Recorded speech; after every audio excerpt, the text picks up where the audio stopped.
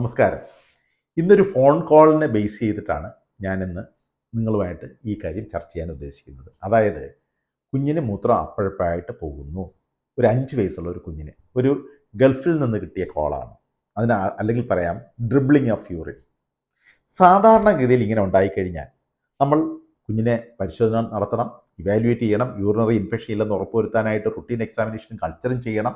ഇതെല്ലാം നോർമലാണെങ്കിൽ, മറ്റു പരിശോധനകളെല്ലാം നോർമലാണെങ്കിൽ മനസ്സിലാക്കേണ്ടത് മിക്കവാറും ഇത് ആങ്സൈറ്റി റിലേറ്റഡ് ആണ്. ഇത് കൺഫേം ചെയ്യാനായിട്ട് എളുപ്പമാർഗ്ഗമുണ്ട്.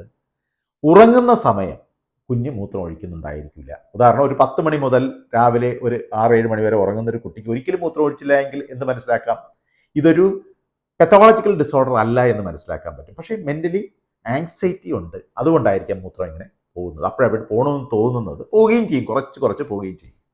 അതുകൊണ്ട് ഇത്തരം കാര്യങ്ങൾക്ക് വേണ്ടത് കൗൺസിലിംഗ് ആണ്, സൈക്കോളജിക്കൽ ട്രീറ്റ്മെൻ്റ് ആണ് ഏറ്റവും നല്ലത്. ഫിസിക്കൽ എൻഗേജ്മെൻറ്റിൽ കൂടുതൽ കുട്ടികളെ ഇൻവോൾവ് ചെയ്യിപ്പിക്കുക. 1 മണിക്കൂർ മുതൽ 2 മണിക്കൂറെങ്കിലും എല്ലാ ദിവസവും കുഞ്ഞുങ്ങളെ കളിപ്പിക്കുക. ഇങ്ങനെ ചെയ്താൽ ഇത്തരം പ്രശ്നങ്ങൾ വളരെ വളരെ കുറയ്ക്കാൻ സാധിക്കും. ഈ അറിവ് എല്ലാവർക്കും പകർന്നു കൊടുക്കുക. നന്ദി.